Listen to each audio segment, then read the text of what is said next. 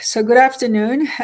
It's 2:02. I'm going to call the meeting to order. The first item on the agenda is the discussion of the allocation set aside in the draft 2027 and 2028 low-income housing tax credit qualified allocation plan. Wow, that's a long sentence. And Pat or Terry will walk us through it. Yeah, so let me just start with a little bit of what we're going to go over today.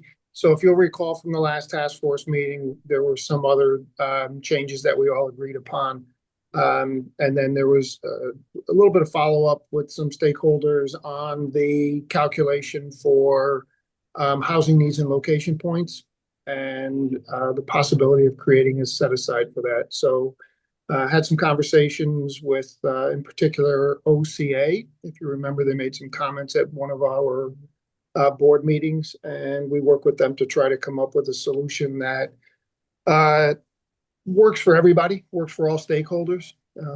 I think we have found a point of equilibrium where, while everybody didn't get exactly what they want, everybody is accepting of this new methodology. So, Terry, do you want to take us through? We're only talking about the housing. Sure. Thanks, Pat. Sure. So previously, a memo was provided to this task force describing the recommended changes to the 2026 QAP for 2027 and 2028, as Pat has just mentioned. And the recommendations we're discussing today are, in addition to, or modifying the recommendations we made last month, specifically related to location. So we are proposing to include new language in Section 3C, which describes set-asides, and this will be a set-aside based upon location. The addition of a set-aside for high and very high resource areas will ensure that access to low-income housing tax credits continues in these communities across the state, while also providing opportunities in area where the need is greatest. This change is in response to public comment concerns that the housing needs index alone that we previously had, or that we currently have, does not provide incentive to create developments in higher resourced areas. The new language then is that, further, it is the intent of the authority to make 50% of the awards or reservations in the new construction classification to completed applications in high and very high resource areas as determined in accordance with the housing needs and location guideline. In addition, rather than changing the scoring methodologies as we had previously proposed, we would continue using the methodology that is in place today. Scoring will be based upon a combination of a town's 830G status and the housing needs index, for a total of 10 points there. Exhibit B, which is currently in the QAP, would be moved to the housing needs and location guidelines, so we'd have everything in one place. The housing needs and location guideline would include the housing needs index, which identifies areas of greatest need by town, and a new location index that will identify high and very high resourced areas by census tract. So with the approval of this task force and after our discussion, the draft QAP with the revisions that we're proposing from May and today will be presented to the Board of Directors this month, and authorization for a public hearing would be requested. I'm happy to discuss these changes or hear any comments you might have. Dawn, can you scroll down a chat? Thank you. Thank you, Terry. Any update, Nandini, you gonna make any comments? Oh, sure. No, I'm just asking because you asked to move it up. Oh no, I think the team has really tried to come up with a solution that preserves the balance of the points that we had achieved last year with the Housing Needs Index. The points were really balanced across the state, and that was important to us. But what this does is it gives us the ability to take up to 50% of the ceiling, the credit ceiling in the new construction classification, and award it by scoring to applications in high and very high resource areas. So it kind of actually matches the results we've been seeing in the last few rounds. I think in this last round, 54% of the new construction classification went to very high and high resource communities. And so it's a way to try to manage what has been an evolving situation where we're trying to ensure that the cities and the urban areas continue to score and stay competitive, while also trying to see if we can give a little bit more incentive, if you will, to the higher resource communities. So that's all I want to say. Thank you. Members of the task force, any comments or questions? Chelsea? Commissioner, sorry, I'm in the car. Can you hear me okay? Yep, we can hear you. Okay, great. And I don't think this is the case because as Nanthani just said, that's in line with what we've been seeing, but is there a provision if there aren't sufficient applications from high opportunity areas, what happens in that case? They'll just go, Chelsea, it's Pat, they'll just go to the regular scoring. Okay.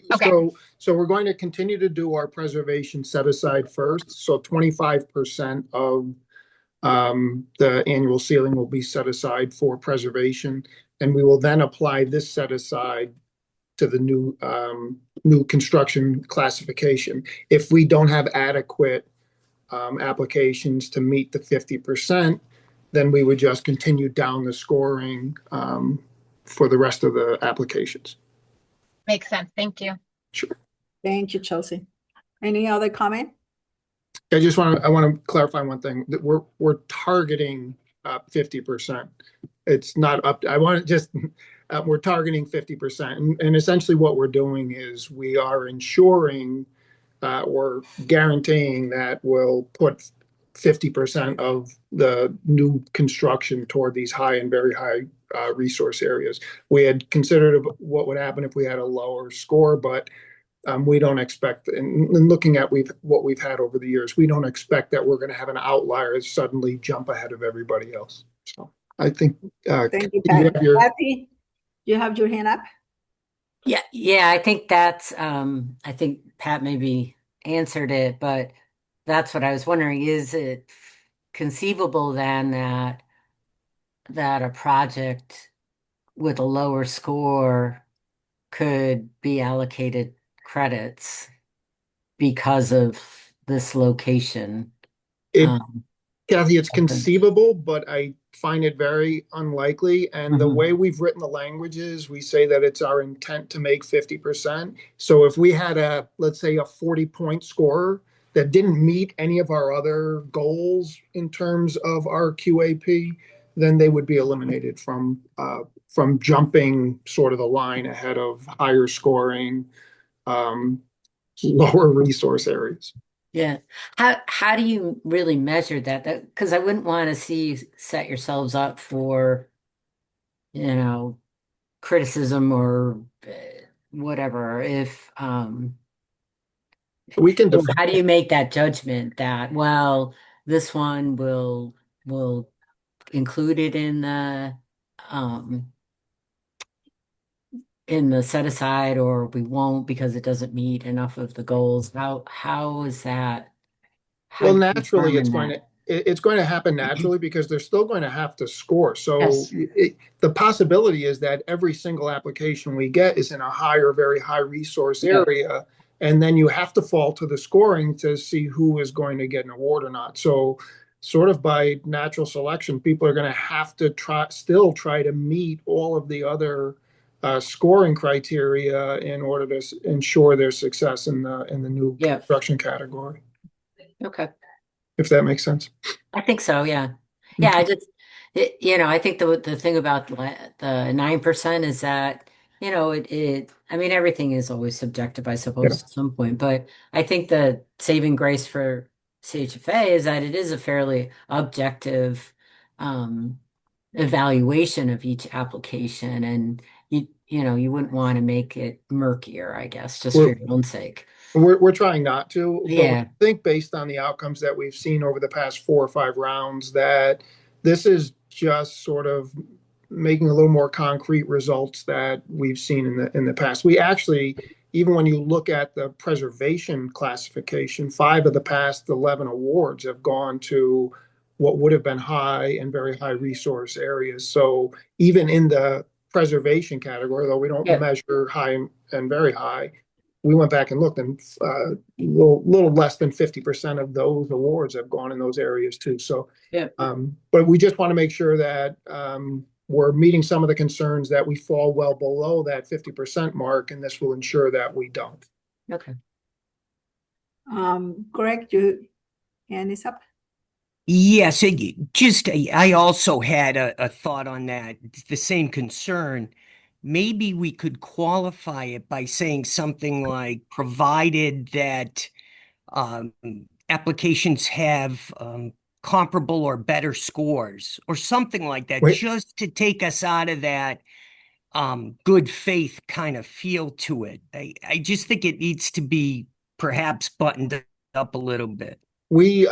So we've debated this for days, whether we do it based on the highest score in a particular round within a certain percentage, or no less than a certain amount of points. But if, let's say you said no less than a 60, well, what if every score that came in that particular year was in the low 60s, and the last award goes to a 59? So we did wrestle with this, and based on outcomes, we felt that the best way to address it would be to see what happens over the next year or two. We do have some wiggle room in terms of controlling the outcome, and we feel strongly that we're not going to see a deviation that's substantial that we wouldn't want to make the award, but open to further debate, suggestions.